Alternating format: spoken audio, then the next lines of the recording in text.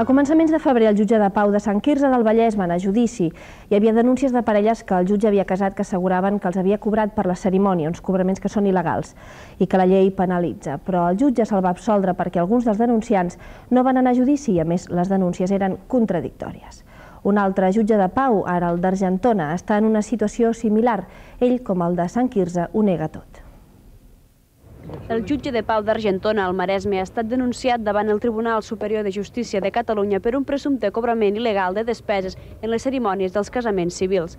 La llei penalitza aquest tipus de cobrament. Els denunciants que no han volgut fer declaracions són 5 parelles de les més de 800 que el jutge Jaume Arenes ha casat en els últims anys. Segons el jutge, l'únic que paguen els nuvis són les despeses d'ornamentació i sempre els en dona factura. Jaume Arenes fa 10 anys que és jutge de Pau a Argentona i des que s'ha iniciat aquest conflicte va posar el càrrec a disposició de l'Ajuntament, que és qui el va nomenar. Entenem que el nostre jutge es veu sotmès a una campanya que no respon en cap cas a l'opinió majoritari en el sentiment de poble. Nosaltres més tenim que motius d'agraïment per la forma en què el jutge d'Argentona ha tractat el tema dels casaments civils, anant molt més enllà del que la pròpia responsabilitat de jutge li conferia i, per tant, donar-li un contingut de Jaume Arenes, de persona, que no ho dic jo, ho diu la quantitat immensa de persones que es venen a casar en el nostre poble, troben satisfactòria i que agraeixen. D'altra forma no vindrien a casar-se aquí.